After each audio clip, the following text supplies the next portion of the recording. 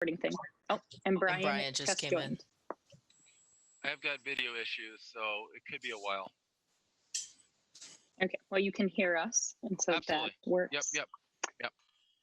All right, so do we have a motion to approve tonight's agenda? So move. Second. All right, any discussion? All those in favor, say aye. Aye. Opposed, Aye. same sign. Motion carries. Do we have a motion to approve the minutes from the August 26th board meeting? So moved. Second. All right, any discussion?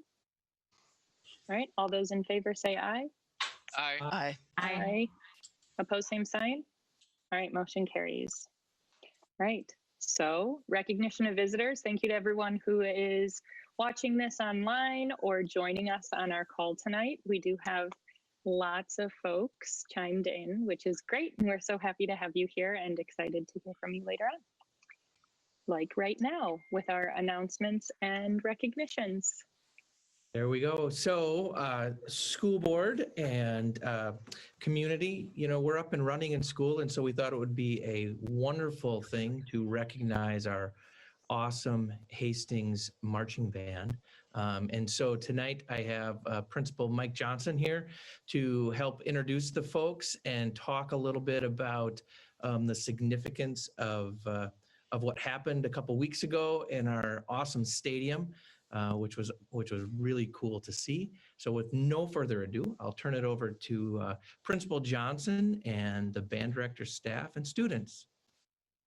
Well, thank you very much. It has been a fantastic fall, and dealing with the spring in a COVID pandemic, the marchers and the directors got together and said, how can we imagine that we can have a season, and hoping for competitions, but not necessarily being guaranteed any. And they got together with a plan and said, we want to make this happen. The boosters have been very, very supportive. We also had new uniforms that we partnered as boosters in a school district to be able to get for the marchers. And we started early on with trying to find a way to make this happen. And it was going to require social distancing, and it was going to require group sizes. But it also was something where this is a very, very successful marching band in the state of Minnesota. There's 5 state championships for the Hastings Raiders marching band in the last 7 years. And without any competitions, this could have been a season that people wrote off, but they didn't. They knew that they have the love of music. They welcomed the opportunity to be together and to do something at their school that we could support them in a positive way. And they wanted to play for the community and for the parents. And a couple of weeks ago, there was a wonderful fall show. There were 3 performances on Saturday and then a performance and recognition on Sunday. And it doesn't happen without great people. And Jonah Walt is the drum major. There's a lot of senior section leaders and other seniors that are here that really came together. So I'll introduce our directors, certainly very, very giving people, parents and musicians.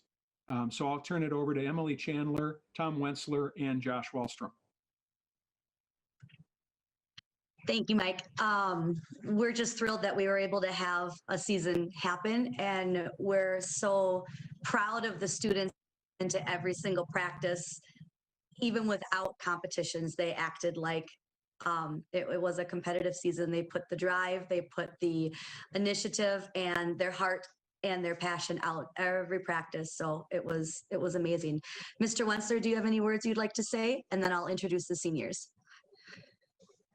The opportunity to teach has been a very rewarding. We always tell the kids, be thankful, but never be satisfied. And this year we were both thankful and satisfied because we got a chance to be together and we got a chance to be working on the things that we do well. Mr. Johnson, thank you for those kind words. Mrs. Chandler, Mr. Wallstrom, thank you for a great season. Those planning thoughts became our students' success. Thank you. Our 19 seniors led the way. They never let down at any rehearsal. So I'm just going to introduce from where I see everyone on their Zoom. We've got Dakota Zwingner, alto saxophone. Dakota, yep, give a wave. Thank you. Jonah Walt, our drum major that let us charging away this season. Hannah Steele, piccolo. And Tess Nordine, color guard, one of our color guard captains. Becca Mitchell, color guard captain and our soloist in our ballad. Aiden Endress, tenor player, percussion section leader. Preston Cage, senior trumpet player. Owen Matzik, senior battery snare drum performer. Linnea Hansen, frontline percussion marimba performer. And William Matzik, I see his name, our senior bass drum player. So they helped lead the way and created a lot of memories. We didn't know what we were going to get into back in March, and I couldn't have predicted that this season would have been as rewarding as it was. And that's because of the kids and the staff and all of your support of, can we make this happen even with the limitations that we have?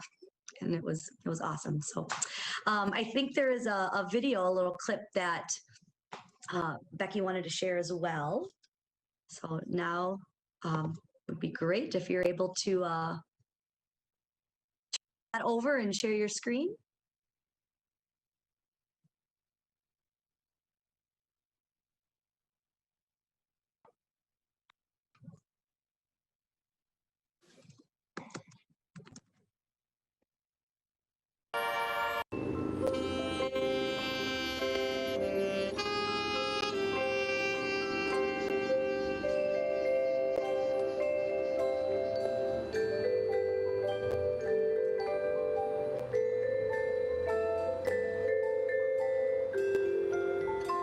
Can you guys hear it?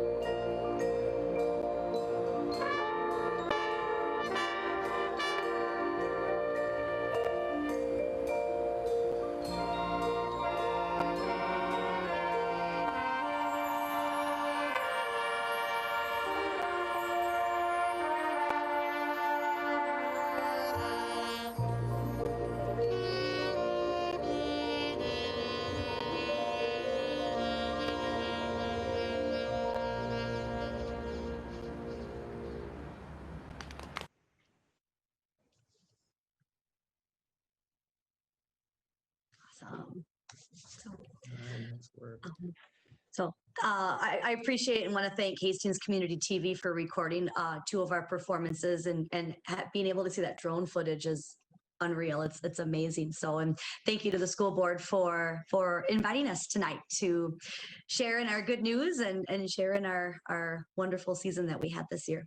We wanted to make it memorable for the students, and I really think that everyone is leaving with a fantastic core group of memories from this year. Yeah, thank you so much for joining us tonight and sharing it with us. And I mean, my family, we love watching all your performances, and they're just so fun. So, and I'm so glad that we were able to do a season. Different season, but a season. So, Absolutely. Awesome. All right. Well, anything else that we would like to say right now? All right. Well, thank you again for joining us tonight, and I hope you have a great week. Right. so then next up, sorry, I had just gotten a note that I needed to refresh the meeting.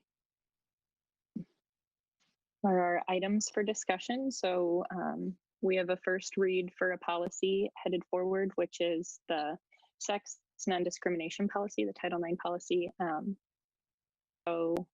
Stephanie, did you want to go through that at all?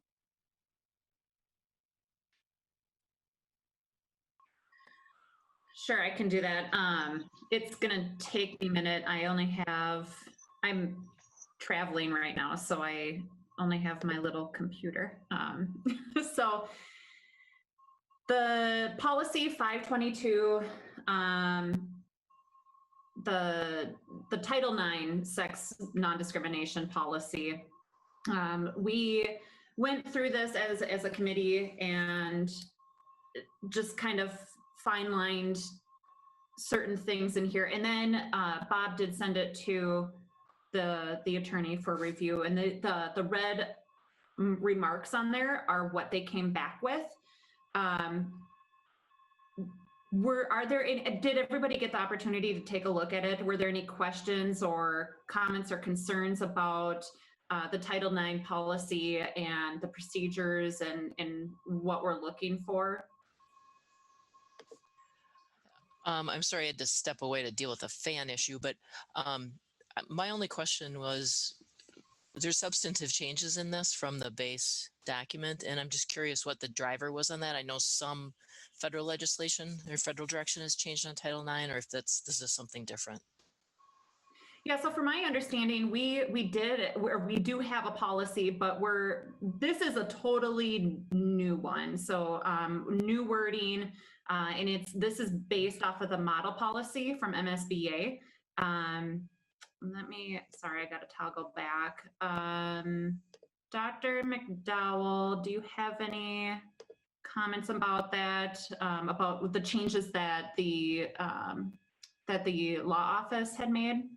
No, not really. Well, it could or couldn't be the law office, but there's some significant changes, and just you'll see the red additions to, like at the beginning in the general statement, just redefining what the prohibition is on, and this idea that it's all sex in all forms, and then it goes on to do a more descriptive narrative around what does a complaint look like, who should people go to, and what does the process of following up on the complaint look like.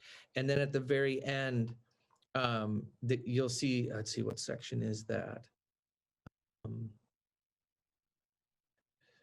At the very end of definition, section 4, you'll see that there were some significant redactions with regard to sexual assault and changes there.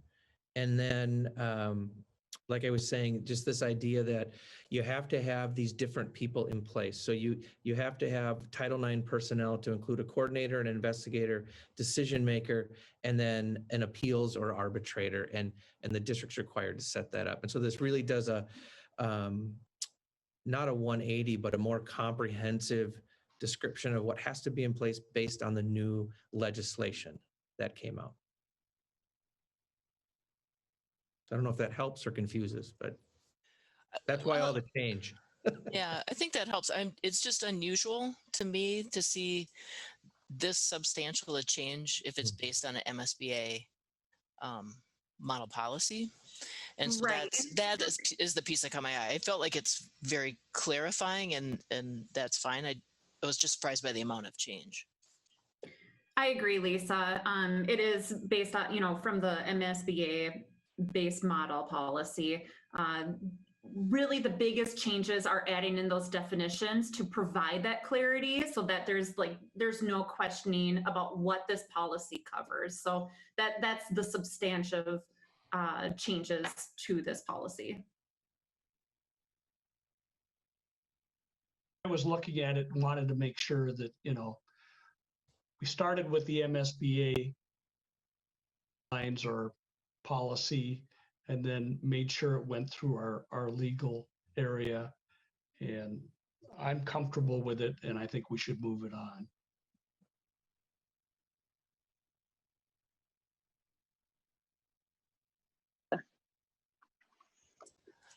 I'm going the opposite direction to Stephanie, which is I tried to step up my technology level and I got 2 screens and a whole bunch of stuff and now I can't find the right buttons. Well, I think we can move it on to a second reading. We can't move it on to action tonight. Is that correct? Because we're at the first reading. So it would be action Correct. in October. Yep. Okay. So do we have any other questions about this? Does the policy committee need to go back, or are we good with bringing this to the second reading then? All right. That's good. So next up is the budget adjustments process. All right. Chair Waits and School Board, as I mentioned at our work session, I'd be bringing back our guiding change document and have put into it some changes. We'll see how well I can kind of guide us through getting some more clarity, particularly around what our desired results are. So I'd be welcoming a discussion. I'm going to throw up a shared screen that I could edit like we did last time as we talk through it. I did add in there, as you see in your documents, in different colors, the suggestions and or recommendations that were given to me. And let's see, I've got the wrong screen going on here. Get this figured out yet? Well, we saw the guiding change document brought up. Maybe I just saw the wrong thing. Nope, it was up. All right, here we go. Oh? Yep. All right. Yep. So as you can see, as the public can see on it then, on the context and current reality, as I scroll down, not to make people busy, rather, there was only one real addition to that, and it was an acknowledgement that prior cuts have been disproportionately borne at the elementary, middle school levels. For example, closing sites, modifying structure of the school day. So my question there would be to the school board, is that something you want in there? Do you want it written differently? Does that belong as part of our current reality context? I'd like to see it in there, but maybe noted a little differently because some of those changes were, they're several years in the past, and I guess I would start with just the, noting in prior years, there's been disproportionate change in the elementary and middle school levels, and note that the modification of the closing of sites, it looks like the way it's written, we're highlighting the point of closing the sites and changing the structure of the school day. And I would rather just note that these things have happened and we need to be cognizant of that without drawing in the point of, okay, somehow we need, okay.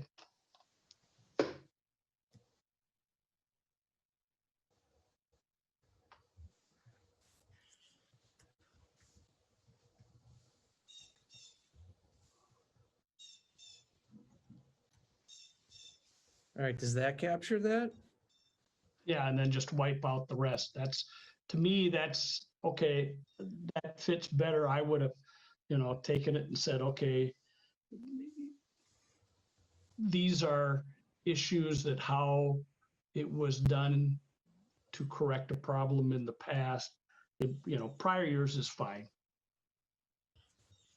To align to the language that we're using in this process of budget adjustment, I think maybe my suggestion would be in that first blue bullet, prior year budget adjustments. And Okay. I don't know, disproportionately might be a subjective word. Right. Well, it's not, it is a subjective word. So prior year budget adjustments have been significantly borne or Okay. substantively borne. Substantively, that would.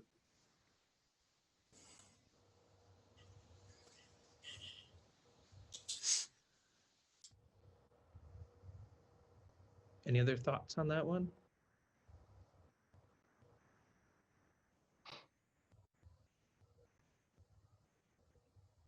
I'm going to scroll back up while you're thinking, just so you can see the rest of what's listed as the current reality of where we are.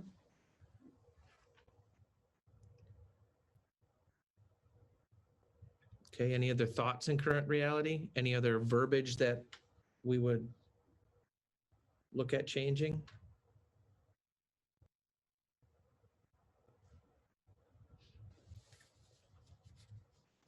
Okay, I'll move on to desired results. There were some addition suggestions to desired results. And just a reminder that this is the desired results column is a column we try to put together that once we have completed our budget adjustment process, this is what we're hoping that it looks like. This is what we're hoping the outcome is. And so the words that are in black type are the ones that were there previously. And again, blue is additional comments. And then this one also has some green comments. So maybe we'll just work down bullet by bullet to see if people are in agreement of keeping this or maybe waiting on it or changing it, deleting it. So for example, that first blue one, desired result would then mean that class sizes end up at slightly above the mean of that Metro EXU. And is that something that we want to put in there as a desired result? Doesn't mean that it will absolutely happen, but that's something we're looking towards when we look at that Metro report. So 2 points. One, I am comfortable with saying that as I don't love it. I'm not going to love any of these bullets, but I'm comfortable saying that as a guideline. What I'm not sure that can be resolved tonight, other than getting a sense of generally yes or generally no on the added bullets. Some of these bullets, this one, for example, if you scroll up, there's something about maintaining low class size. Yes. Hoping our class sizes can remain low. So those 2 bullets are they're not at odds, but they're not in straight alignment. So I'm not sure if this is the conversation. Yeah. So I think in the reality of this process, the blue bullet stays and the black bullet disappears because that's one, it's not a guideline, 2, it's a hope. It's a hope. And it's I'm not willing to sacrifice all other potential cuts at that bullet item. I guess, Lisa, my thought there was that class sizes, at or slightly above, and I would like to have in there maybe at or slightly above. Kind of give us, I read there, it's like, okay, class sizes will be at or slightly above. Class sizes may be at or slightly above. Is a Okay. little more comforting, I think. But Because as you go, then do you think, Dave, that you can get rid of yes, open class? I mean, again, I don't want anybody to think going through this process of saying this out loud that we're in favor of large class sizes. That's No, not what's not at all. happening. But Not in at terms all. of trade-offs, I think we have Right. to be realistic. And I That's agree. where I'm feeling conflicted too, is that having a larger classroom is not a desired result, it's an acceptable result.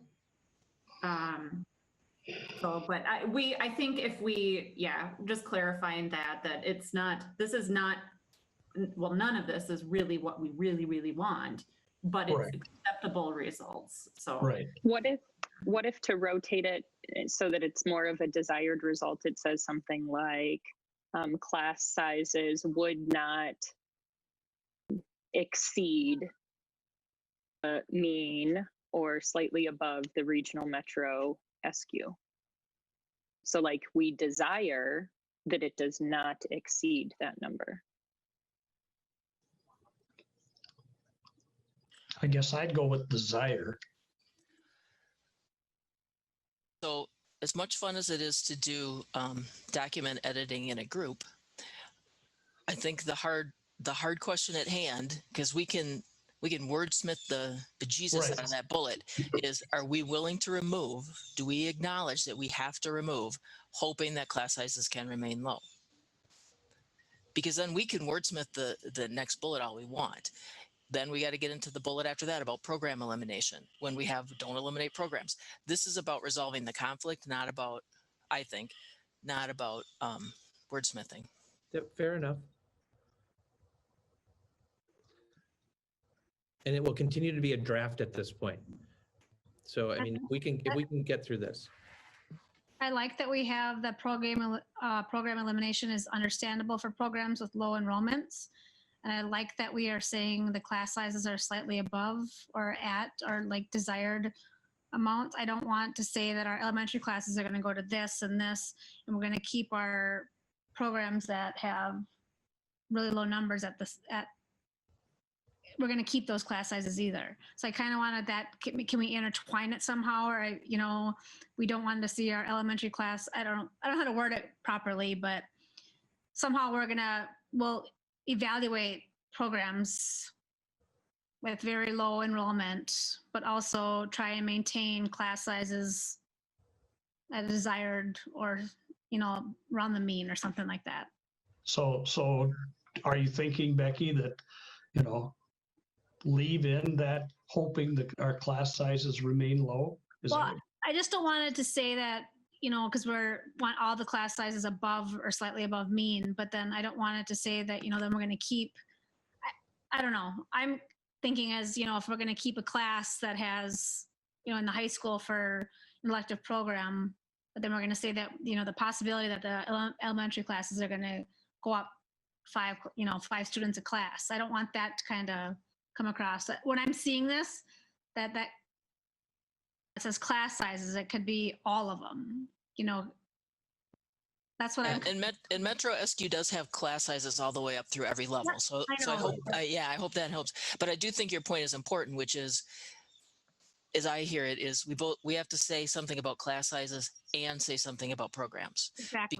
Because we need those both to be articulated. Yes. The challenge right now is we're saying 2 different things about programs and 2 different things about class sizes.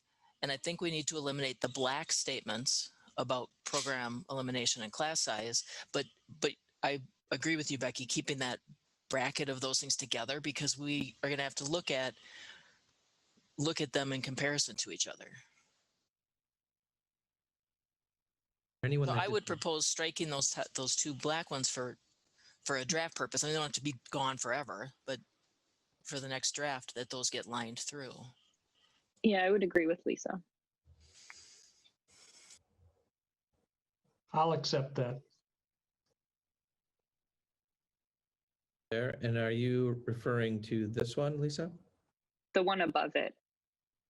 The hoping we don't have program eliminations is in conflict with the program elimination is understandable. So we'll strike through like that for now then.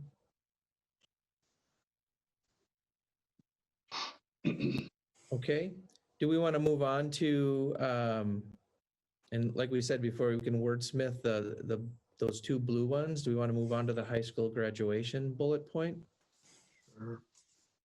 Yeah, so I guess part of me is a little bit confused about, like, it feels like some of these are like we're making suggestions for different possibilities that we could take rather than what our desired results are. And so, I mean, that had gotten kind of brought up earlier, but yes, high school graduation requirements could be aligned. Is that a desired result, or is that just a statement that we would like to throw out there for administrators to be thinking of? I see your point on that, and I will acknowledge that I'm the one that put this forward because I know we do run into conflicts, and this is part of why we do summer programming for FIED, quite honestly, and health, is to resolve our higher standard.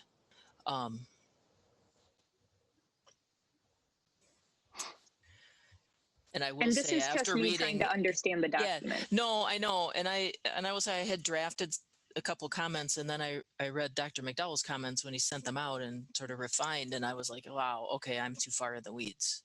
I'm going to submit mine. And then with a little bit of prodding, I did. And I can see where this one is in the weeds. At the same time, I think keeping it in the mix. It doesn't have to be on this list as a desired outcome. I would like it to be it just acknowledged that this is our current reality. I think we have to keep it in that area. I mean, this is our tweaking of our outline on how we're going to work to the staff and move forward with this process. And so I think that there's a point of at least leaving it there and working around when the time comes, looking at and evaluating how that issue ties to our first column. How about if I highlight this one for right now as something that we're going to come back to then, unless there's. Okay. I'm trying to see faces here on my other screen while I'm doing this to see if there's. Yep. Let's, at a minimum, let's strike the final parentheses part, which was just me thinking out loud once I typed it out. The in real life Irregardless, part? yes, Yeah, irregardless, that doesn't belong. Take that out. It was a shocking realization once I finished typing my thought on it, but it certainly doesn't belong in this document. So maybe I'll highlight this one for now as something that we may want to move, may want to come back to, may do something different with. Okay. It may strike at some point, but it's all right. The next one, Allied Arts, will be presented in elementary and middle school for exposure exploration. Is that a desired result for the group?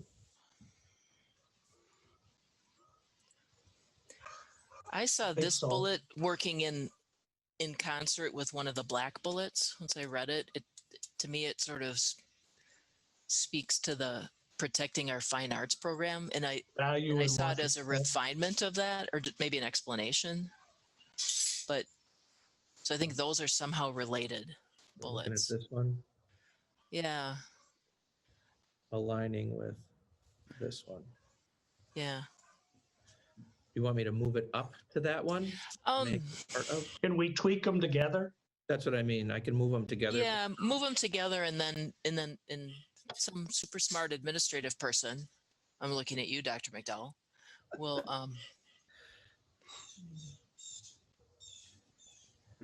find a language alignment. Because I just see it, and when I read it, it's like it's a clarification. Okay. We have work to do on that one.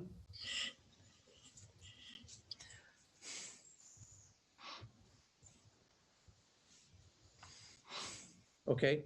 The next one in blue is that the mission statement calls out working in partnership with the community, align budget with this district dollars go to educating students to state standards and community partners or community ed support enrichment. Yeah, take that chunk out of there. That goes out. Comments, questions, concerns with that one? Desiring to align the budget with district dollars. I guess I'd like to see something in there, desiring something in there about, instead of just hard setting aligning the budget, but desiring to align the budget in district dollars forward to educate students to state standards. Something along those lines. Lisa, what sounds better? I'm reading that again, and I wonder if there isn't, it's almost two bullets. district mission statement. Yeah, okay, Working and in then partnership stop with the there and move community. down. And well, I don't know. That's just a statement of reality. This one But- maybe doesn't fit inside of this context of desire. I think maybe that's why I'm having a hard time reading that bullet, Okay, because we already have the mission statement at the top of the page. So maybe So is it, do we desire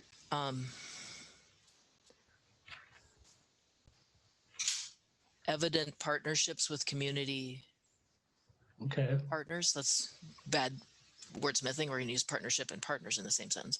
But much like when you go down into the green bullets, that my vision is not good enough to read on my screen.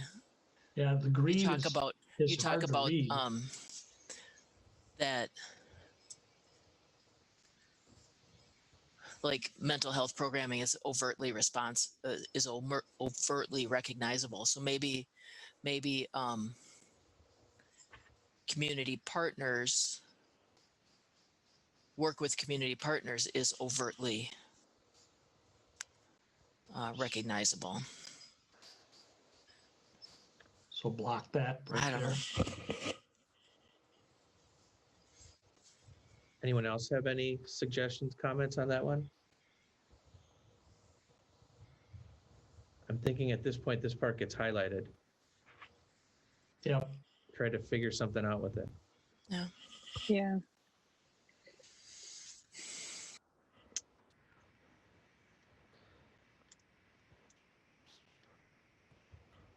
What about that next one? I wasn't quite sure exactly what that was getting at.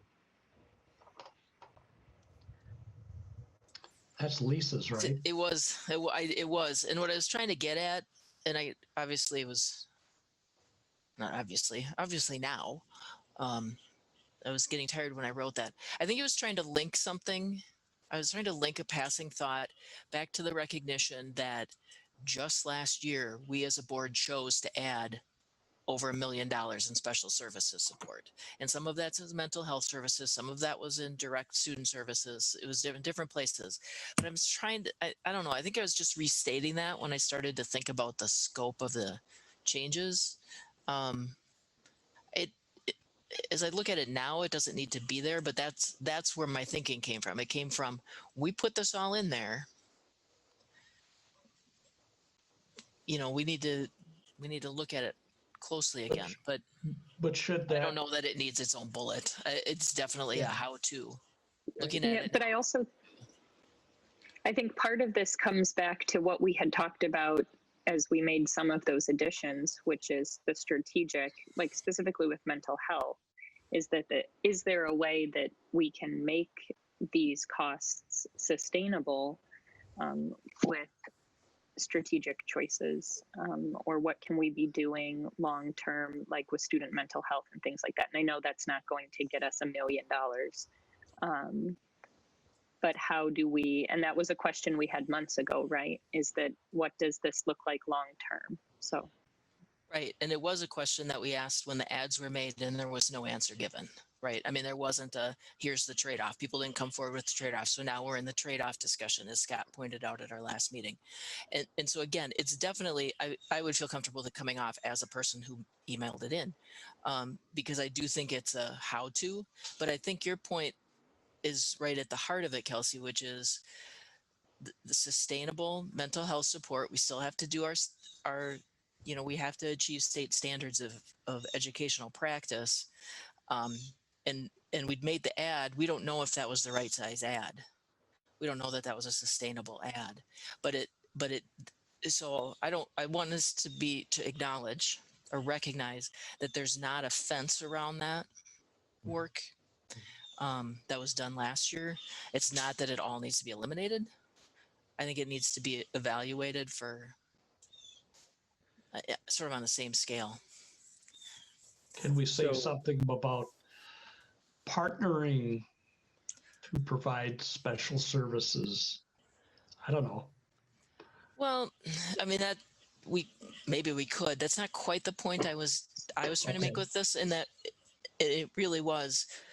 I just want to acknowledge that evaluating, we want to maintain strong mental health supports, that the services we currently provide still need to be in the budget adjustment discussion. I think that's all I was trying to say with this. Sure. So 3 bullets down where we've got it written, all programming will meet all 3 criteria. I mean, that truly is getting at all programming, that's instructional programming, special services, community ed, anything we're doing that we're expending resources on. That gets to the desired result is that it is sustainable, it's feasible, it's something that's desirable programmatically. Does that help capture that, or is it something specific enough based on what I just heard you that we would want a like statement that specifically called out special services in the same light, meaning special services will meet all 3 criteria as we move forward? I'm okay with all programming meeting all 3 criteria. I don't know that, but Lisa, you're the one who put it in. Yeah, so no, I'm comfortable with that too, especially given the discussion. I mean, we've had an overt discussion about it, and you know, I'm comfortable that everybody's hearing what's being said. So I'm comfortable with it not being. I guess I would take it out and then follow the all programming. Okay, you can strike it, yeah, whatever works, but noting that all programming, you know, we as the board have to remember where we're at and where we were at last year with special services. All right, so then the last bullet points that we had there, whoops, I didn't change these to the dark blue. Sorry about that. The green was fine if it would have been a little darker. Yeah. So the last bullet points here are the ones that I shared with the board as part of my weekly update. And those were, just so people that are on the call, those were me just sharing from my perspective after thinking about our first discussion, what I would add or to the conversation. So I don't know, I mean, as a board, what you might not like about those statements. Some of them are like the ones that we just talked through. They're similar to what we have up above in some of the black statements, but just written a little bit differently. I guess at this point, what I would want to know is simply if there's any that you don't like or wouldn't want to keep, and if there, whatever we keep, what I would do next is piece all of these together and make them into one bulleted list then. If there was overlap, I guess, if there's 2 that are similar, I'd rework them so they're into one bullet. If they look like they need to be broken out into 2, I would do that next. Bob, shoot down a little bit so I can see the rest. Okay. Thank you. I'm comfortable letting you work out common language for common bullets. The one that feels tricky to me, and maybe isn't saying quite the same thing, was that conversation about class size relative to Metro SQ and instructional size about adding a section. My only concern, I think the heart of my concern is that this instructional size as being defined almost feels operational. Like, I'm not sure that, I know we've given ranges in the past and talked about that when we've done other budget adjustments, but saying, I'm not sure I would feel comfortable saying below 12, we're not going to run a class because I'm not going to understand the larger scope. Now, I think administrators administrators would know those guidelines. Sure. But I'm willing to read what you put forward. I guess I'm looking at it and thinking that, you know, we're at a fairly decent, good point. There'd be some thoughts moving forward, but I'd be willing to let you tweak on it some more and give it back to us. Okay. Other thoughts? I kind of just was questioning with all the programming, is there a way to like all programming in division or like operational divisions or something will meet the criteria? Are we looking at not just our class sizes, our, programs, but also all departments? Are they is Sure. there something that we can do to revamp things, or not just the class sizes programming, but all departments in general? Kind of word that in there somehow. And if I'm hearing you correctly, kind of doing the same thing with this statement. Yes, but with, or you can add it to that, or just something with, all departments, or operational, or, however you want to word that, that Sure. we're making sure that we're looking at everything, are we overstaffed in this, but not this, not just the mental health or the special services, but is there a place that we can, shift things or combine something, or, I'm going to do it as a separate bullet for now that's fine. so that we keep it separated, but yeah. Yep.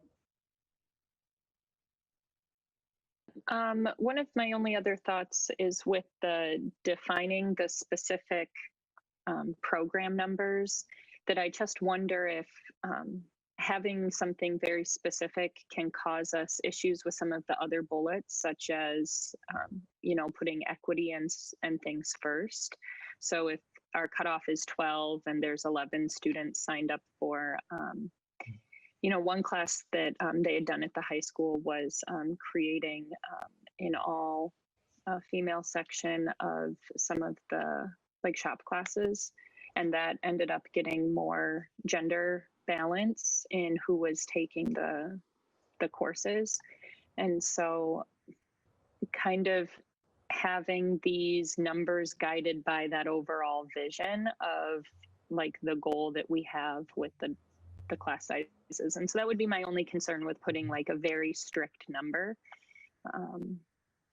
But Okay. That one highlighted, then I think that's one you're referring to, right, Kelsey, as well? Okay. Okay. Any other comments? We're getting there.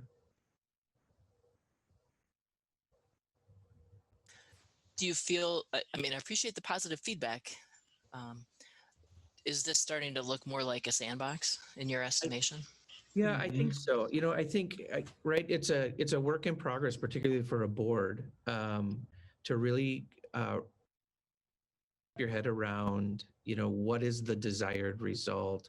Because it is a balance as we look at budget adjustments of there's a fine line between what is operational and what is governance when we're talking budget adjustments, right? Because as a board, you've got a fiduciary responsibility, and in the end, everything is linked to dollars and cents, right? I mean, it starts out as vision and strategy, and then goes into programming. But then when we get down to it, it really ends up being a dollars and cents question, and that's where the board comes in. And so we're getting there, because what we really, I guess what I really want as a board is to make sure that we have clarified an agreement between all of you into what is that sandbox that you want us to make sure we understand what to work inside of as we put options together. And it's not just reducing, but it could be redesigning. And so I think we're getting closer, and I'll wordsmith the middle part and send it back out this week so that I can get some feedback from all of you and see if we can, get it nailed down fairly quickly at this point. To that end, I don't know if there's anything more than the 2 bullets as far as unacceptable means that anyone thinks of or can think of. No, I don't want to get too far into that on the unacceptable means. We could that one to death almost. Okay. Okay. All right. I will take it back and rework some of that and get it back to you then. All right, thank you. Thank you. All right. So then moving on, we are at the superintendent report. Okay. I'll keep this really short. I have folks on the Zoom call tonight to help do some specific areas, but I did want to make sure that I updated on some things related to COVID really quickly, and then just give some updates with just some operational pieces. So first of all, if you've been paying attention to any of the COVID case numbers, we are on a roller coaster right now. We are way up, way down. We went back up again, and now the last 2 days we've been way down again. So, and that's for Dakota County. Last week we were officially at a 21 count per 10,000, which keeps us hovering right in hybrid. What I'm sharing with people is that because we're starting to get questions about when do we look at going back to in-person for elementary, what does that look like? And we would really need to be living in that mid-teens, so 15, 16 for an extended period of time, because I think what we don't want to do is jump into something like in-person and then be forced right back out again. That's going to play havoc with schedules more so than we already have. In addition to that, if we would get down into the teens, that's when we would be working with our regional support team, and they would be helping us problem solve through all the different components to include the numbers per 10,000. What does everything else look like more localized to us? And then that's when we would start communicating out to families that it looks like we're going to be moving into in-person for a while, and we would be giving some heads up on that. So if it won't be a 24-hour turnaround or anything like that is what I've explained to families. The other thing I wanted to point out is we're tracking now our cases in our buildings in terms of who is out, whether that's students or staff. We have, as of Tuesday, we've had cumulatively 190 students that have been out due to related items. So a thing to point out and make sure we're very clear about there are multiple reasons for someone to be out of school right now. It could be a COVID-like symptom. It could be that a student or a staff member came in close contact with someone with a COVID-like system. It could be that someone came in close contact with someone who has tested positive. And it could be that they've had symptoms and have tested positive themselves. To this point, we have only had 2 positive cases so far involving our contact tracing methods across all of our buildings. We've had, like I said, cumulatively 190 students out, and we've cumulatively had 36 staff out to this point based on these reasons. And so those are people that have to be out for an extended period of time. We're anticipating that MDE and MDH are going to be putting out a statewide update that will show school districts and what their cases are as they relate to the official counts. Just remember, everything that we have, even from the county, comes in as a preliminary count, and then it has to be verified. And that's why the Department of Health's numbers that come out on Thursday are always about a week and a half late, because those numbers have all been verified. Okay, so moving on from there, our iPads to elementary schools. Those have been delivered to elementary schools, and we'll be starting the process of getting those out to all of our families. So we will be moving forward on that. Our hybrid calendar moving through the end of the first semester is fairly solidified on the administrative side. So I believe we're going to be able to publish what the AA Flex BB schedule will look like out through the end of the first semester, so that families have an idea of what that schedule is and days off and things like that. Hopefully we'll get that out the rest before the end of this week.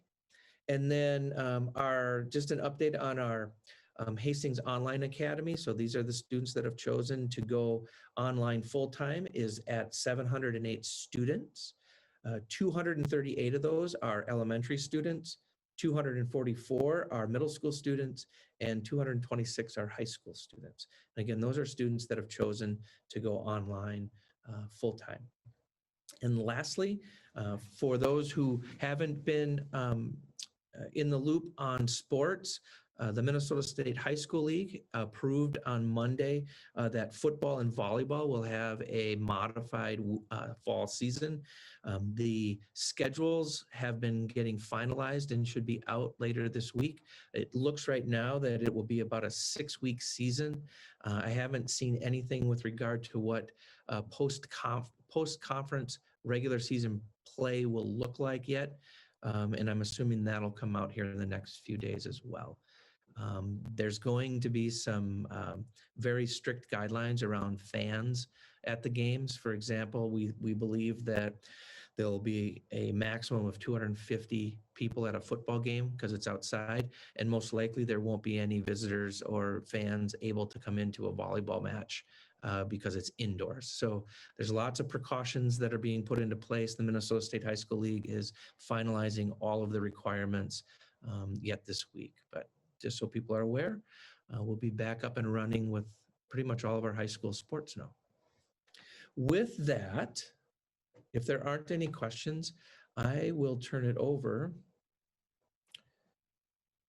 to Jen Subert because she has the next piece on the report with regard to construction funds. Good evening. The bond summary has been updated through August. All of the projects are continuing kind of as expected. If there's any questions related to that bond summary, I can address them. Otherwise, there's really nothing new for me to add. All right. Hearing none, I'm going to move on to Jen Reichel, who will be giving us an update on science programming. Good evening. I'm glad to be here tonight. I'm going to share my screen with you. I'm going to walk you through a quick slide deck. So I want to talk a little bit about the science curriculum review update because there are some changes on the horizon. As a quick overview, the Minnesota Department of Ed revises their standards at a state level on a 10-year cycle. And they put out in statute when those standards will be revised. So just to give some context, arts, which is visual, music, performing arts, were revised during the 17-18 school year. Science was revised in 18-19. English language arts was on deck last year. They have not yet finished up. Social studies is supposed to be this year, and math is off to the future. The process involves, during that year, MDE will share 3 drafts with the public, typically in late fall, midwinter, and then May. And throughout that process, MDE invites feedback. And then once those standards are finalized at the MDE level, then they put it through to rulemaking, which really suggests that once a content area goes through the revision at the state of Minnesota, there's typically 3 to 4 years following that year where there's an implementation process. And then after that, we might, if it's in an area where there are MCA tests, then the MCA tests will be up for kids to participate in.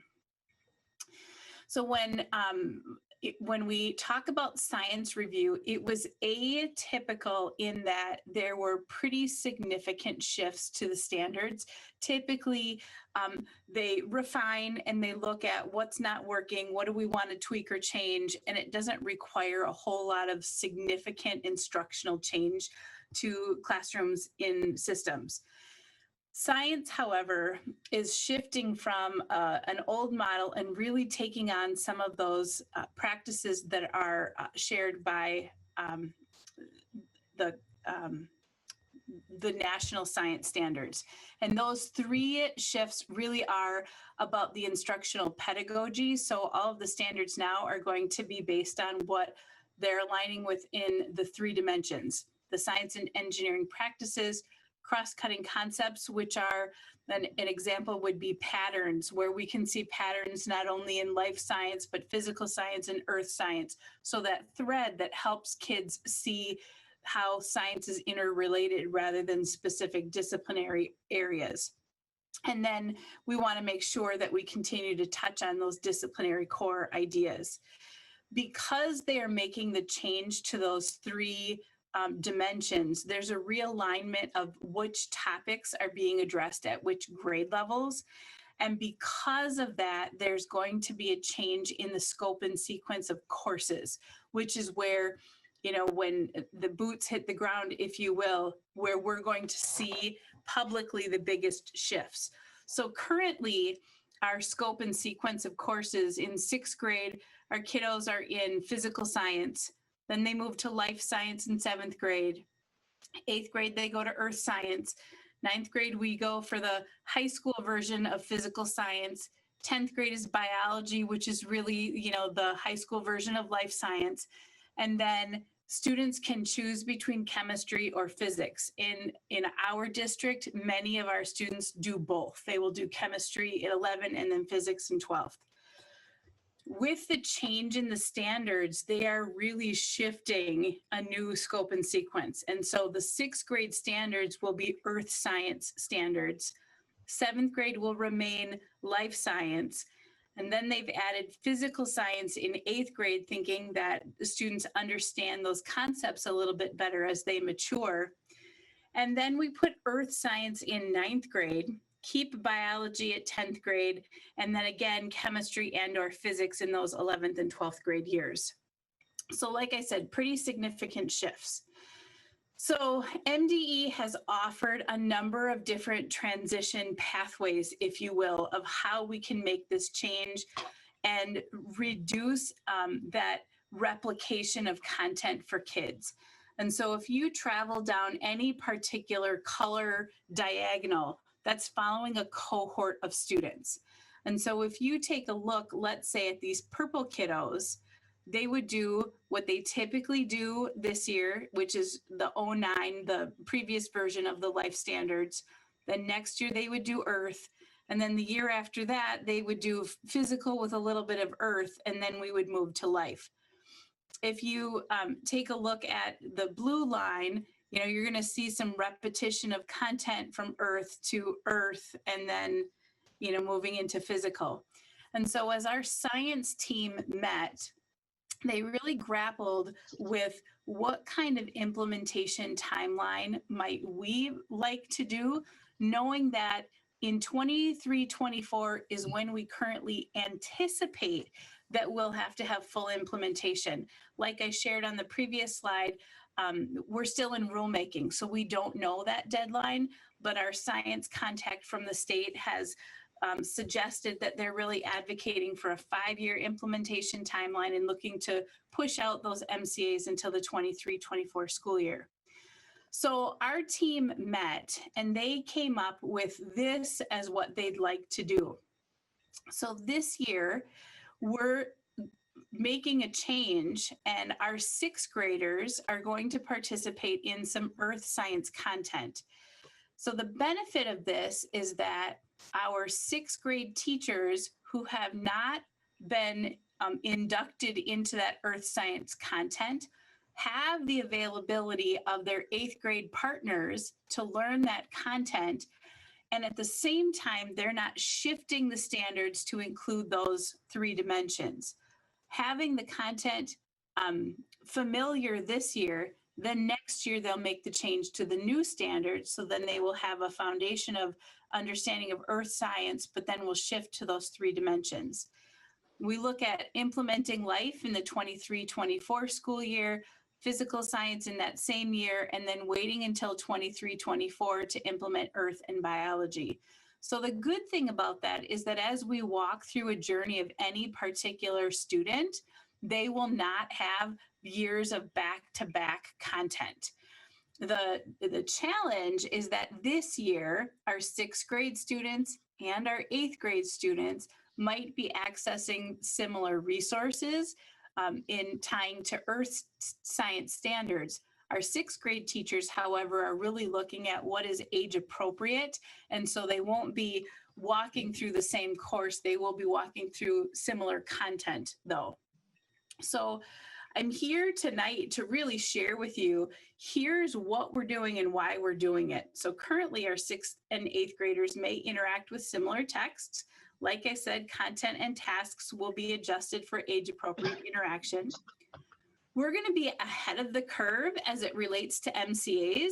So when we think about this 23-24 year, we'll have made the transition in every area except for these two prior to the MCAs, when really we don't need to until this year. And then I would say one of the benefits that is also a drawback is that we are going to be in a constant state of change for the next 4 or 5 years in science. So that was my super quick update. What questions do you have for me about this science curriculum implementation?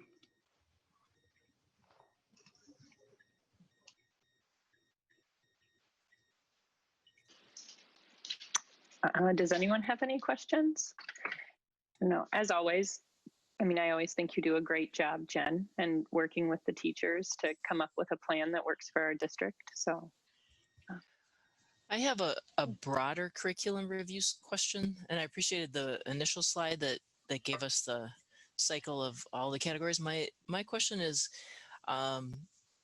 there a physical education or health curriculum review at the state level, and where does that fall in the cycle? Where are we at in that cycle? So they reviewed 2 years ago. So last year I started meeting,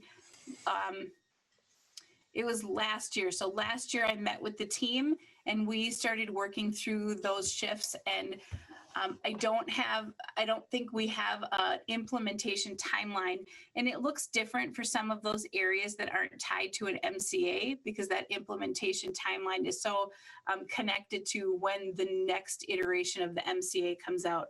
But our Phy-Ed and health folks are in process right now of shifting to meet the new standards. Okay, thank you. I just think that's an area that so directly impacts our students' daily life, and we just learn more about good practices every day. And so I appreciate that we're right at the beginning of a new cycle. Thank you. Mm-hmm.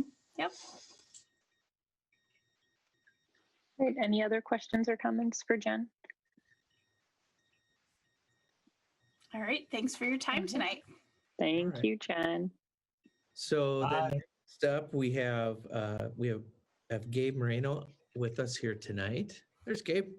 Hello. And we wanted to make sure that we gave you information on our American Indian Education Aid application, because that's something that is in the news, in making sure we're getting lots of requests and reminders to make sure that we're staying updated and doing our due diligence in this area. So we wanted to make sure we brought Gabe in so he could explain the work that's going on and the application that we will be submitting. Thank you, Bob. So I'll share over here. There we go. Well, thank you everybody thanks for your time tonight.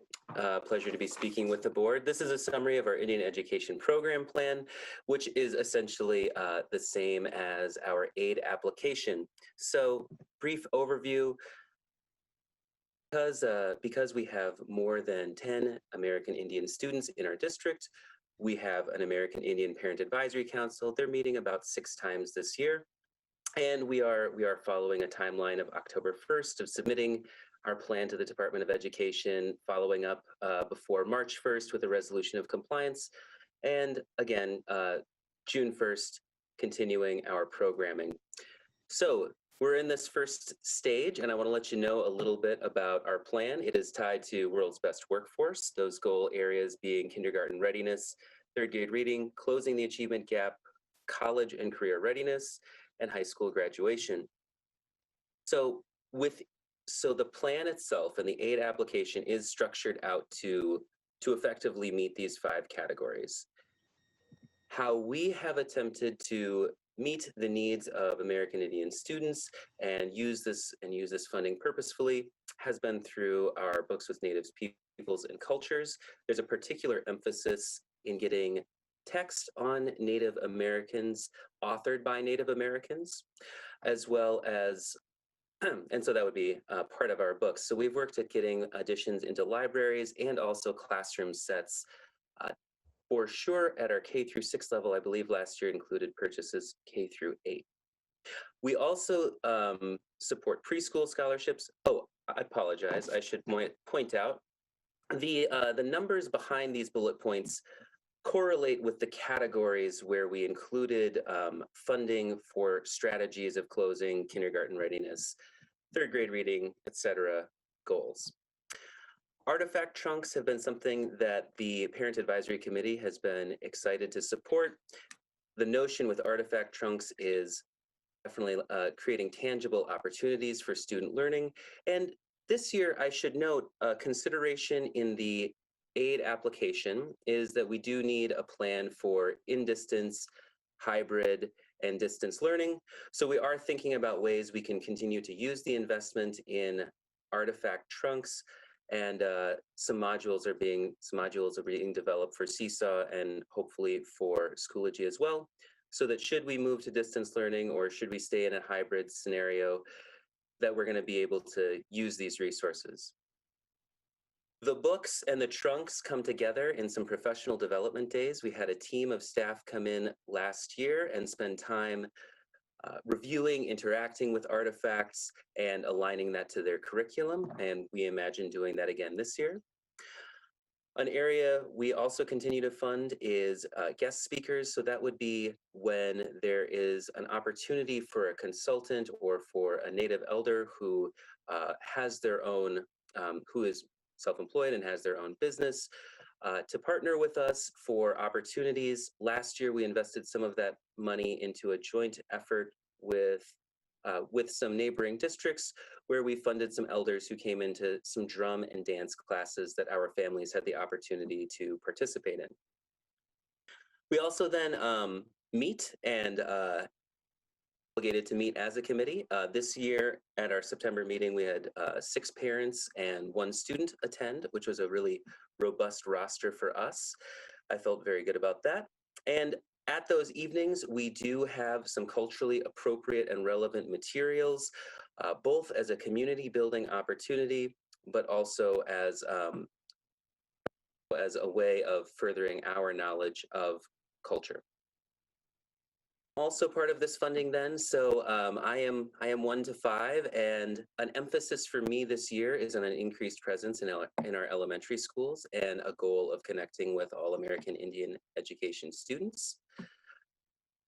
There was a purposeful rollout with my position being new of focusing focusing high school and middle school. I'm excited to connect K-12 this year. And with regards to our preschool scholarships to help support families who are desiring to access pre-K education as well. And then the most, one of the more fun silver linings of the role is the opportunities I get to spend with students. One of those great opportunities is college visits. We have typically allocated some funding for that. I would note that in the 3 different plans, the only real budget difference between the 3 plans centers around transportation, and that was reallocated into other fund areas to reinforce what we are doing in the event that we go to distance, be accounted for. So this budget is an increase from last year, and we're reinvesting in many of the strategies, but with an emphasis this year on personally reaching more families and students at all grade levels. I think, so that's what I have to share with you. I believe the process then is, I think I saw on the agenda at some point, the board will kind of review this, and we're hopeful for your approval. I'm certainly open to any comments or questions you may have as well. I wanted to keep it brief, but I'm happy to delve into any details that you might wonder about.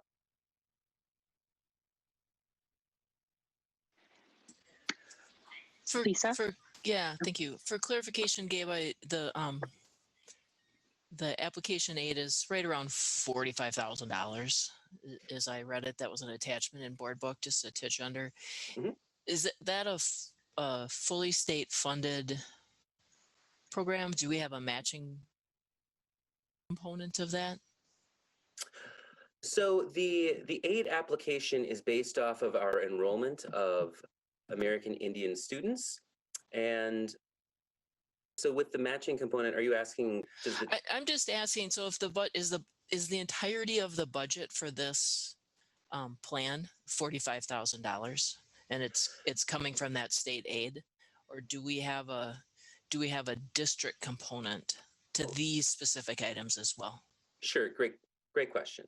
So one of the district components is that, this this is part of the funding for the liaison, for my role, for the liaison role. So part of the district's contribution is in fully staffing me and allowing me some of the latitude to meet the needs of these students. I also know that we support our American Indian students in other ways, like this is just the funding that doesn't have existing programming. So the funding, perhaps this will answer the question better. This is additional funding that when we have other funding allocated to goal areas, we would stop using this funding. So this funding, I guess I'm sorry, I'm blanking on the exact term, but this funding is meant to be additive. I'll jump in, Lisa, and say the pieces that are addressed outside of the IEPP, the Indian Education Program Plan, we offer our ADSYS services to support our students at risk for third grade reading, and that operates outside of this. Gabe's role is partnered or is funded both through this and through our achievement and integration. I would say that supplement piece that we have is when we bring teachers together to develop curriculum around those trunks. It isn't necessarily fully funded out of here. Some of that is shouldered by the district as well, because that meets the needs of all kids and not only our Native kids. Terrific. That makes complete sense to me, because I feel like this is a significant amount of work, and that was not a large budgetary item. So it makes sense that there's other programs that align. I do have a question, sort of curiosity, I guess. So we know that our schools are diversifying in Hastings. And so how does that look with our American Indian students? Are we seeing those numbers change from high school compared to kindergarten, or are those numbers staying relatively steady? Question. My recollection from looking at Dakota County data was that the American Indian population and its projections for growth is relatively stable and possibly negative, but between this year's numbers and last year's, it's about the same. When it comes to numbers, one of the challenges, one of the first places I'll always look is the MD report card. And one of the challenges with the numbers of American Indian students is if they are recognized at a federal level or at a state level. So like for the purposes of our state program, Indian students are self-identified or identified by a parent. For the purposes of like American Indian recognition, it would come down to enrollment on a tribal, being listed on a tribal roll. And so with that said, we look at numbers a couple different ways, but my understanding is we have about 106 students or so this year who have self-identified, and that number K-12 is about what the number was last year. Challenge in that as well, and I know Missy Williams has been working on this and has done some excellent things with our data searching.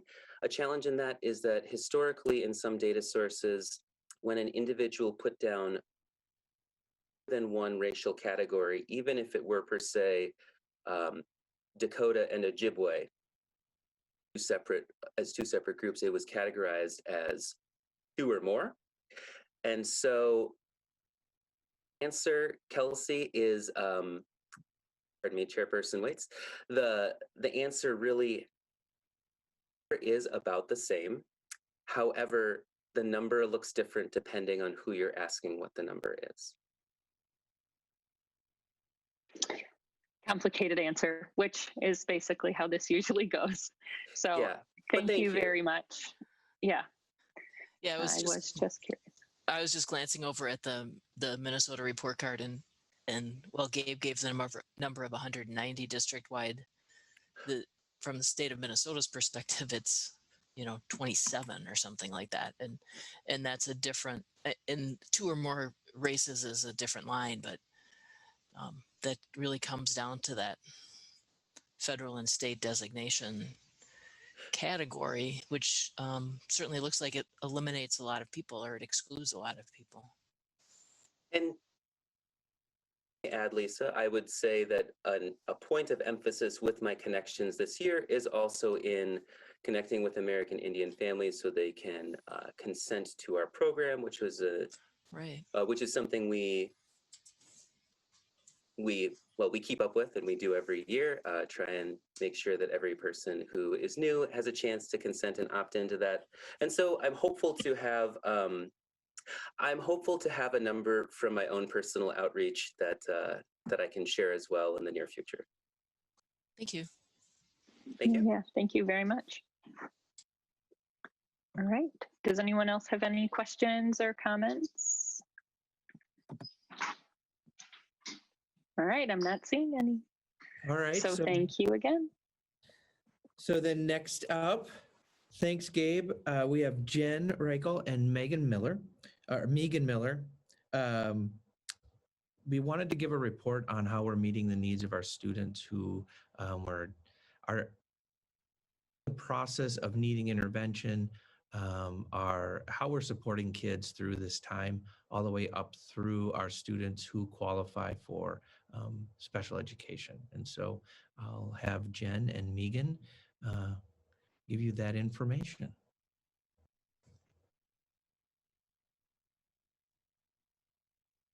Megan, I'll bring up the slide deck if that's okay. I'll jump through the beginning and then you can tell me when you want me to advance the slides. Sounds good. Thank you. Yep.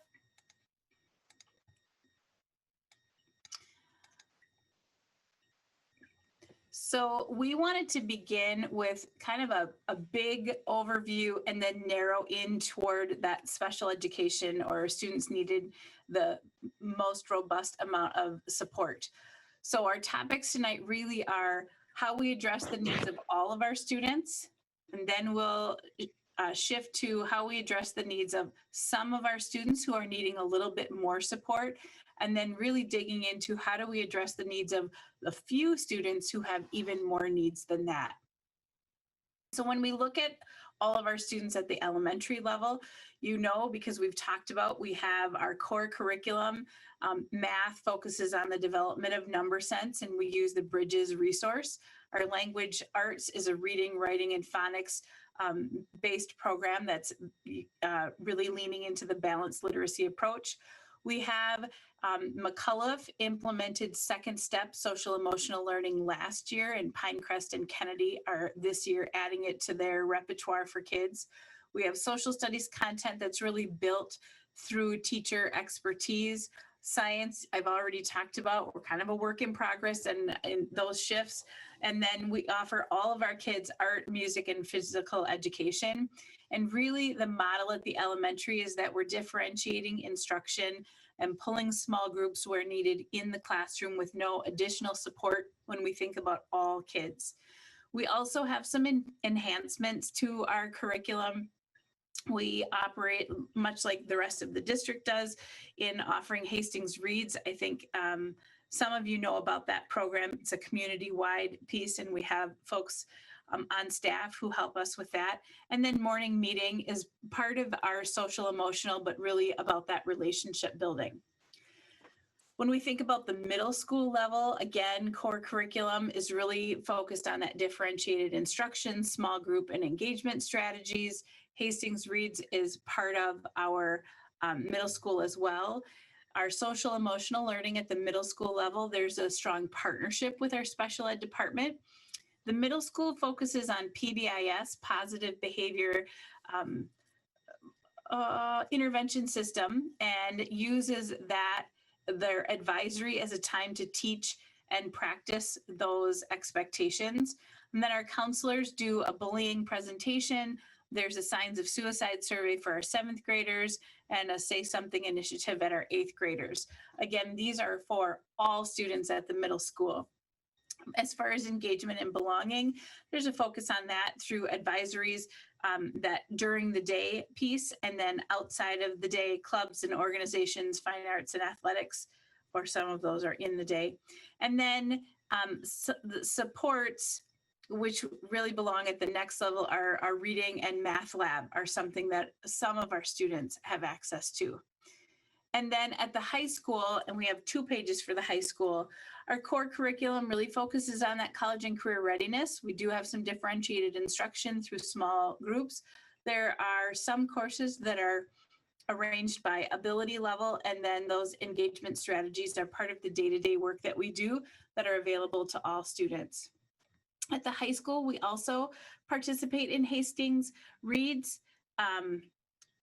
We're working toward social emotional learning with Second Step, strong partnership with special ed. In health 9 and 10, there's a depression screener, positive decision making, nutrition, chemical ed. There are peer helpers available. For that engagement and belonging piece, we have lots at the high school. Our link crew is there. Advisory is something that's new to us this year that we're practicing in this COVID hybrid environment. Lots of clubs, organizations at the high school, fine arts and athletics. There's a group called Bloom, that's our student diversity group. Gabe works with that group along with a number of other teachers. We have a GSA group, a gender and sexuality awareness group. And then in 9th grade, there's a respect retreat, and there are peer tutors available for all. Some students, when we look across the district, we have title at elementary and ADSIS, which is a counterpart similar to title, where we invite reading intervention from K to 8 for ADSIS, K to 4 for title. We have school social workers for our elementary who participate with us in social and emotional needs. Our elementary has focused on responsibility-centered discipline, RCD.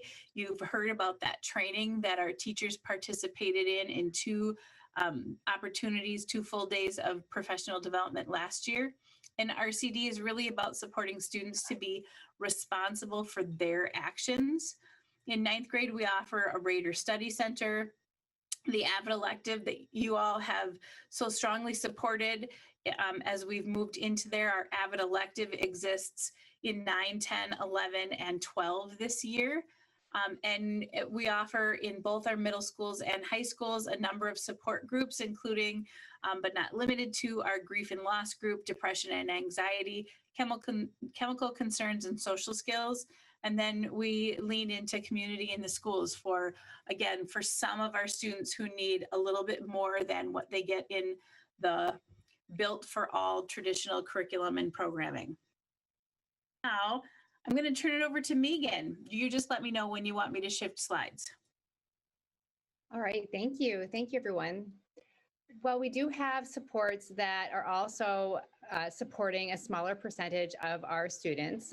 For example, with special education, which I'll talk about more in the next slides. We continue to have TAP therapists that are co-located therapists in our buildings provided by Canvas Health. We still have access to Renee Sterno and Associates.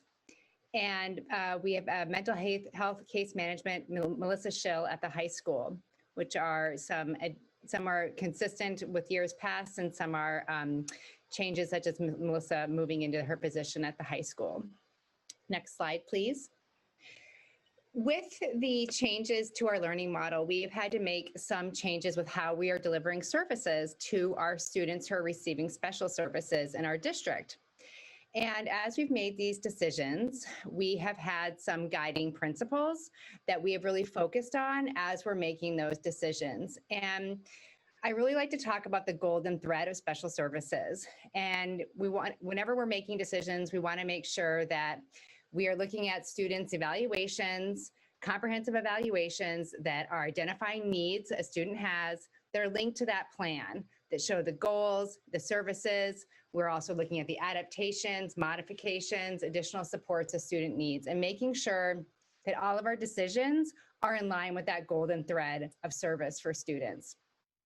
Our changes that we have made also, we want to ensure that students are being educated in their least restrictive setting. With our change in learning models, many students are only coming to school 2 days a week in our district. Some are engaging in the Hastings Online Academy. So when we do have students here in school, we want them in their general education classes with their peers as much as is appropriate based on their need for service with their special education service provider. We also want to make sure the service is consistent for the student. And finally, we want to make sure that we are mitigating risk for our students and our staff. So these are our 4 really guiding principles that we considered as we made some changes in response to a different learning, this new learning model for our students. Next slide, please. So we've had to make some adaptations to our service delivery model. We love adaptations in special education, and these were all outlined or are all outlined in the contingency learning plans that every single one of our students receiving special services has. And these CLPs outline the services how the services listed in the student's IEP are going to be delivered during the distance learning or hybrid model. We've invited parents into these conversations. We've gotten input from the IEP team to make these plans for all of our students. We also are, in these plans, we are delivering as much as possible our related services virtually. The reason related services such as occupational therapy, speech language therapy, because these related service providers work across grade level and with many students in many classrooms, we really want to mitigate risk and avoid having these service providers going into many classrooms throughout the day. We also want to ensure that the students are able to stay in their general ed classroom as much as they can throughout the day. If a student is only coming to school in person twice a day, we want to make sure that student can be with their peers and their teacher as much as possible. So it might make more sense for that speech language pathologist to deliver the bulk of the service virtually when the student is actually at home on their distance learning days. We're ensuring that the services are need-driven rather than schedule-driven. This has had a big impact, especially at our secondary levels. Historically, many of the special education services at the secondary level have been taught in skills classes, which are classes that have encompassed a lot of different services in one. And what we want to make sure is that with our guiding principle of being consistent, if a student had a skills class, say third period at the high school, they would have that third period right now for 85 minutes per day. But starting the next 4.5-week rotation of classes, the student would not have that skills class. Therefore, they'd go 4.5 weeks without that special education service. In response to that, we collapsed the skills classes during this time, and we have our service providers meeting with students during their general education classes to provide those services, either pushing into classes or pulling students out of classes for shorter periods of time. We've also increased the number of co-taught classes that we have at the high school in order to have the special education teachers in the class with the students. We also know that historically in the skills classes, this was a time for students to receive a lot of accommodations, such as having directions broken down, or having a test read, or having time to retake a test, or having something read to them, or something scribed for them. in an effort to still provide these accommodations, we have created in-person and virtual accommodation rooms for our students.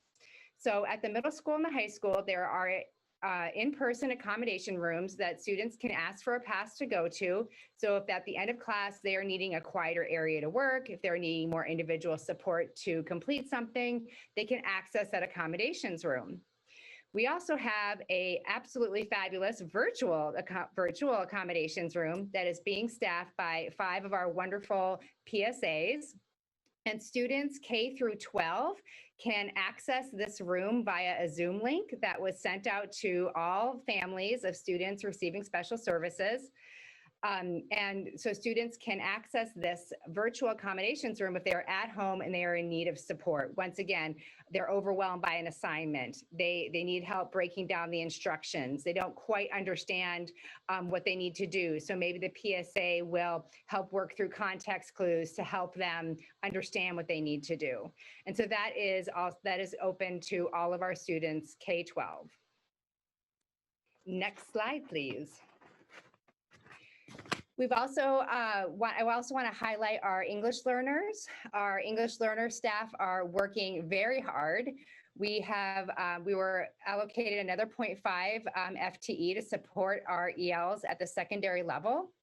The team of 3 teachers and 2 PSAs are working very hard to, they've developed a schedule to allocate themselves across the district to meet the needs of students who are in person as well as participating in the HOA, the Hastings Online Academy. We do have a fairly large number of ELs who are participating in the Hastings Online Academy. There's also a big focus on virtual instruction in order to keep students in class, in their classes as much as possible with their content area instructors, also keeping risk mitigation in mind. The students who in school and at HOA have access to PSA support throughout the day. And we're also using in-person and exploring remote screeners for identification. Currently, we do have permission from the state to do provisional identification for this year using some remote screeners. So we are exploring that to make sure that we are identifying and meeting the needs of all of our ELs.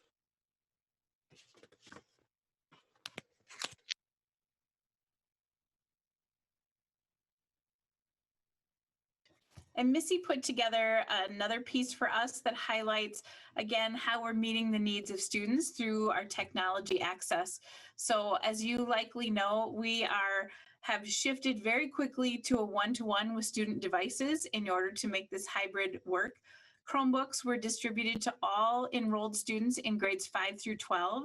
iPads were distributed early on to all Hastings Online Academy students in grade K through 4. And then we needed to order a chunk of iPads in order to have one for each student. And those iPads will be distributed to those non-Hastings Online Academy kiddos in K4 beginning this week. So we've begun to hand those out. Internet access, we've been diligent at the sites to provide some resources that have been created to help families connect to low-cost internet providers in the area. And that link is available on our website for families. We also have 80 T-Mobile hotspots and 60 Kajits available. Those are pucks, if you will, that a family can use and connect district devices to it in order to access resource or internet. Families who are unable to obtain or afford home internet service, and for families who live in rural areas where high-speed, reliable service is not available. We know that in some parts of our community, even if a family was interested in purchasing service, it just is a little bit sketchy in places. And so we know we're a work in progress there. Those are the pieces that we wanted to talk to you about tonight as far as meeting the needs of students, all of our students, some of our students, and then for a few of our students. What questions do you have for Megan and me that maybe we'll be able to answer for you? All right, Lisa. Megan, could you tell me a little bit more about what a remote screener means with regard to an EL student? Does that just mean a virtual assessment, like Yes, a Zoom yes. assessment? Yes, it is. Yes, exactly. Yeah. Okay. Thank you.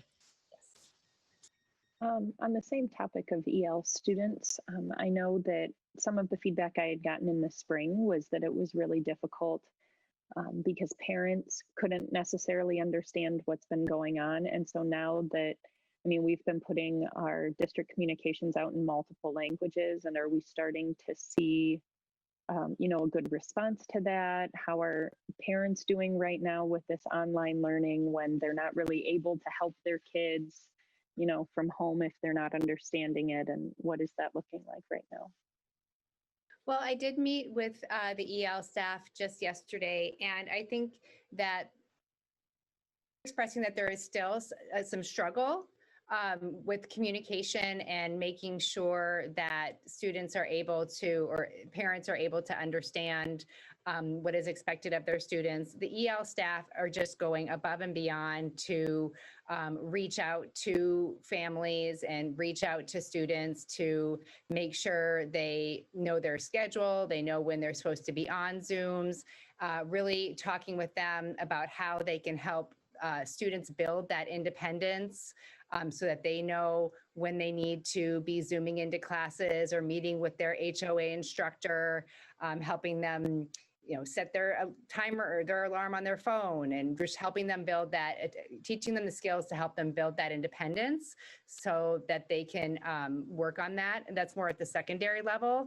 So I think from the feedback that I'm getting is that it's better than it was in the spring, but we still have work to do, and we will still keep persevering to make sure that we are supporting students and the families and making sure they have what they need. I guess my question is kind of tied to the internet access. Are we doing as good as we can? Do we need to search up more hotspots, or do we, how are we doing there? My understanding is that we're doing well and that we're really providing access for all of the parents who have indicated there's a need. But certainly, Dr. McDowell, if you have an update from Missy that I'm not aware of, please feel free to share. No, I don't. I would just concur. We're doing really well. In fact, we haven't needed to give out all of our hotspots, so we have plenty, which is exactly where we planned to hopefully be at this point, is to have enough plus some, because we know things change as the year goes on, and those that may have access now may not in a month or in a week, and so we want to be ready for that. Great. Are there any other questions? I'm not seeing any. I'm sure everyone just heard my child banging doors in the background though. I apologize for that. All right. So then I guess thank you for the summary and for all of the great work that you're doing. I know that this is a really stressful time right now, and we're all kind of trying to figure out this new reality. And so we appreciate all of the time and effort you're putting into helping our kiddos.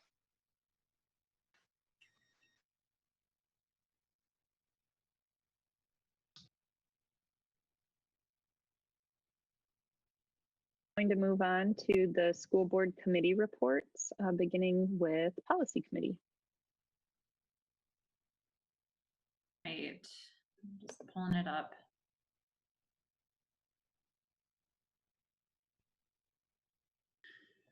So the policy committee, we met twice in September, and that is actually going to be kind of our standard practice. We did agree to committing to 2 policies per month, at least until the end of the calendar year. As you previously saw, we really focused on policy 522, which is that Title IX policy. And then we also dug into 616, which is the school district system accountability. Jen Reichel was able to join us and give us an overview of policy 616, which is, we go over the goals, how we deliver the curriculum, and the evaluation of that curriculum, along with how the community is tied into all of that. Dr. McDowell and Jen are going to really dig into this policy and revamp it to meet our needs. So I know that's something that they are currently working on. Our priorities are, the policy 616, obviously, of 522, and then we're working on gender inclusion. So on the 15th, we met and we're looking at this baseline policy to outline the district's stance on equity inclusion. And the policy should be ready for hopefully the first reading in October. And then the employee social media policy. So we looked at a few different models within different districts. 196 has a really good policy that we think that is like a really good starting point for our district. And there's it says in the summary that it should be ready for September. That's supposed to be October.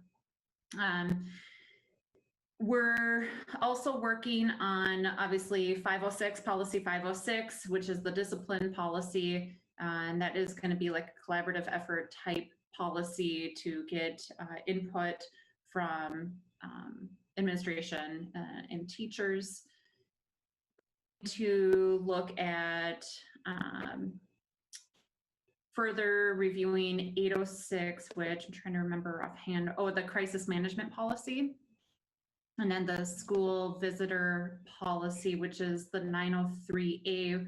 And that's the, that's not the actual, 903A isn't the actual policy. I believe that's the actual like visitor form. And correct me if I'm wrong, Bob.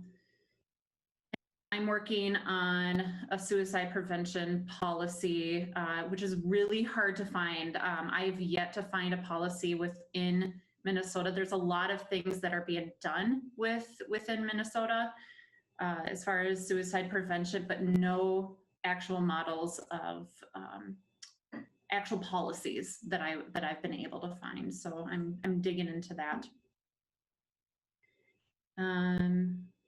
Yeah, and that is the summary for the policy committee, pending your questions.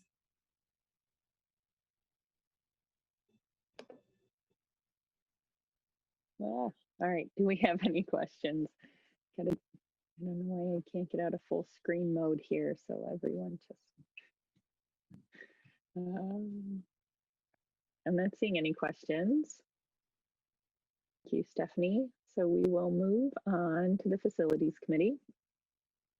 And so facilities actually just met on Monday.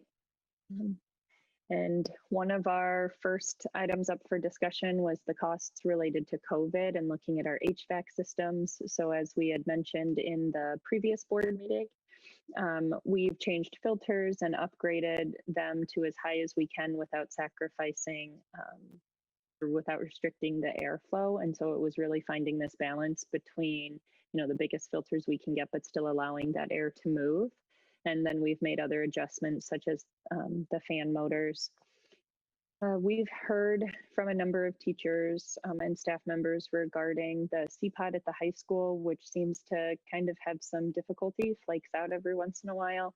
And so CAM is looking into what that problem could be. So far, they've been unable to identify what that problem is, but they are still trying to figure it out. For Todd Field, we are still trying to figure out the repairs and long-term safety. And so the Department of Transportation, owns the sidewalk portion there. And so we can't put anything on the sidewalks to improve safety. And so we're actually looking at potentially adding in a crash-rated fence. But then again, the difficulty comes in this can't be on Department of Transportation land. And so it would have to be moved in quite a bit into the field. It would be 10 to 15 into the bleachers. Into the bleacher area. Yep. Yeah. Yep. Thank you. I was like, that doesn't sound right. Thank you. The way I said it, move it into the bleacher area. So it would need to be 10 to 15 feet tall. And so trying to figure out what that looks like and what the cost would be. When the truck had crashed through, electrical conduit was also damaged. And so there is a contractor already identified to address that.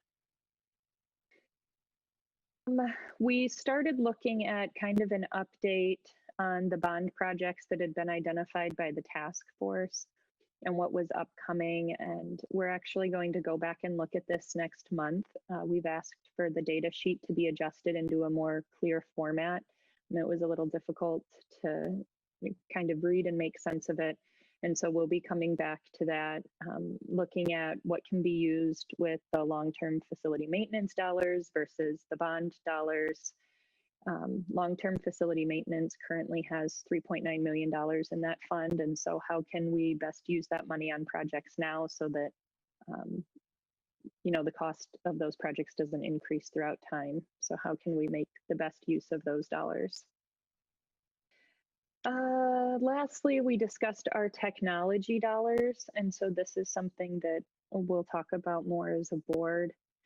Currently, each year we set aside $1,000 or $100,000 into a technology fund. And this was just a way to make sure that we always had that money set aside.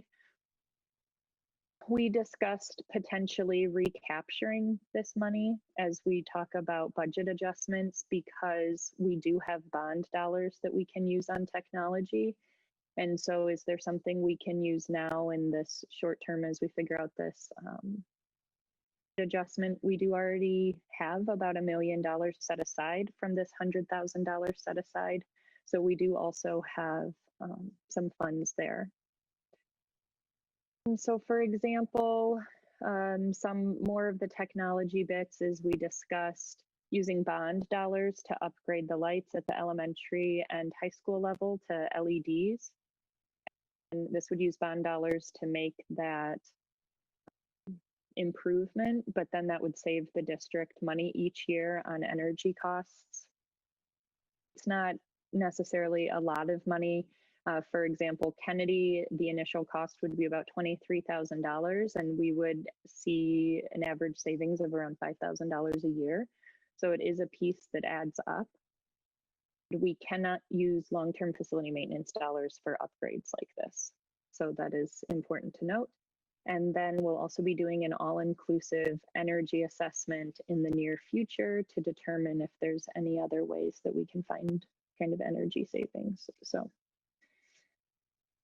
questions, or do Dave and Lisa have anything to add?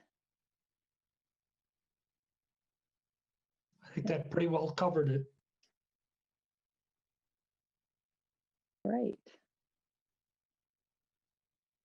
And with that, we can move on to action items. So first up is the consent agenda, which if you go into board book, there have been some questions about that I've seen online. So the consent agenda is all in board book. So you can have access to all of these forms online. We have a motion to approve the consent agenda. So second. Is there any discussion? Becky will sort it out. Seeing none, all those in favor say aye. Aye. Aye. Aye. Opposed, same sign. Motion carries. Next up is the Community Education Fund transfer. So this is a motion to approve the transfer of $140,562.77. And so this is as a result of compliance with the executive orders regarding COVID and the child care and such. So this is a resolution and will need a roll call vote. So move. Second.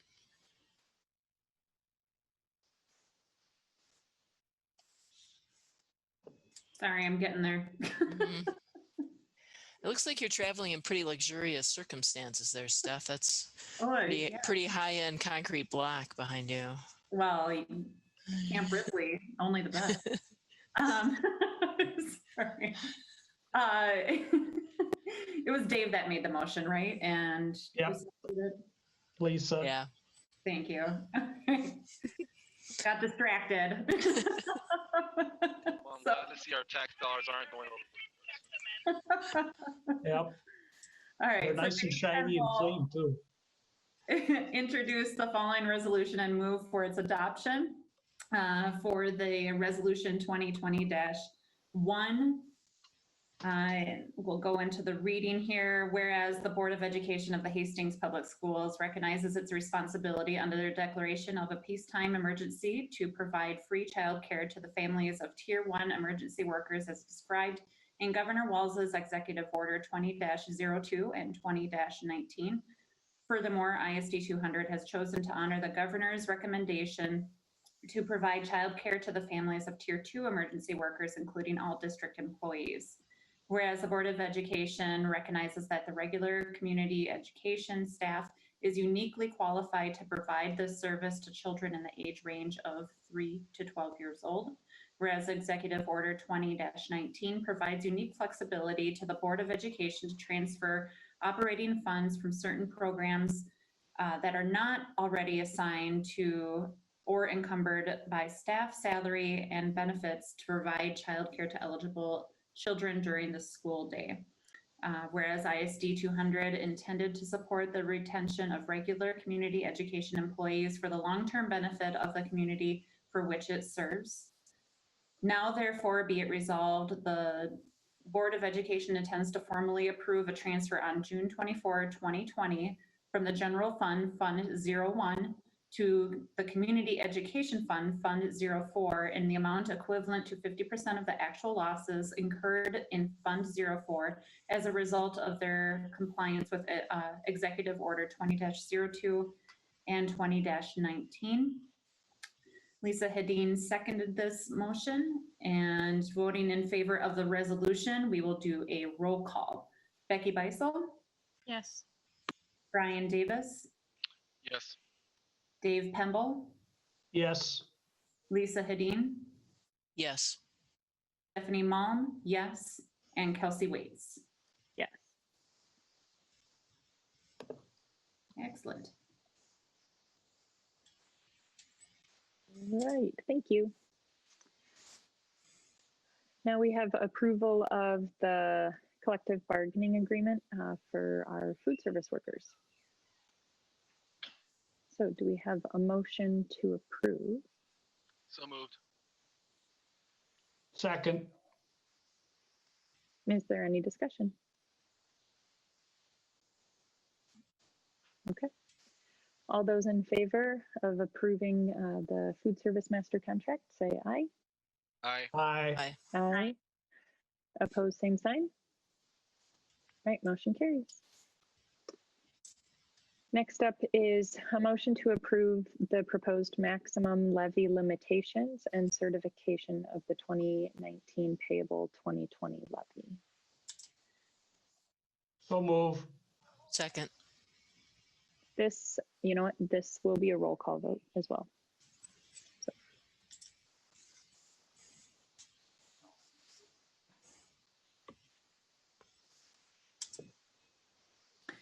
Hey, we ready for the roll call vote then?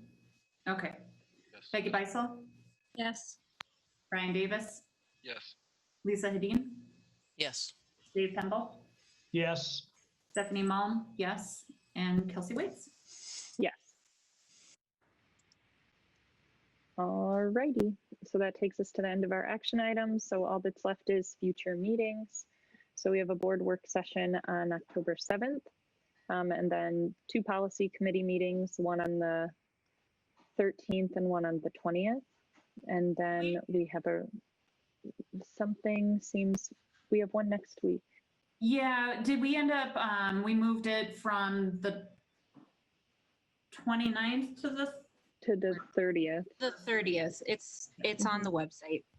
Okay, thank you. Yep, but we do also have one set up for the 30th. So lots of policy committee meetings. I hope everyone's excited for all of those that are being brought forward. Lisa, did you have something to add, or are you showing excitement? Yeah, no, although I am excited. Yay, policy. We do have a self-funded insurance committee meeting coming up. I don't have the date in front of me, but I think that should be represented on there. Okay, Dave, and then Superintendent McDowell. To make sure that Becky's going to send out something about the facilities for next month. My October schedule is filling up very fast, so I want to get that tied up early. And then I wanted to point out that we do have a board retreat coming up on October 2nd and 3rd. And that will be at Carpenter Nature Center, the evening of the 2nd, Friday the 2nd, and then from 9 to 3 on the 3rd. Is that at the main visitor center or at their lodge? They're slightly different locations. Well, we can sort that out. I think Becky may have that answer. I don't know. It's about a half a mile difference in the entrance. I'll send out an email with confirmation and directions to everyone, but I believe it's at the lodge. Okay, thank you. Thanks, Becky. All right, great. Well, then with that, I guess, yes. Can I interrupt? I'm sorry. So I presume to be determined means we're debating in person versus Zoom, or that's standing open. Is that an accurate assumption? Yeah, we had talked about discussing that at the next work session, kind of what we want, like moving forward and how Dave is doing, and if we can get back into in-person meetings. Okay, so we would likely anticipate that the work session on the 7th would be a Zoom meeting, and that a topic of discussion would be our practices about meeting. Is that kind of how you think it would play out? I think so, yeah. Likely. Okay. All right, and I'm sure Becky can find this super easily, but self-funded insurance is on the 21st of October.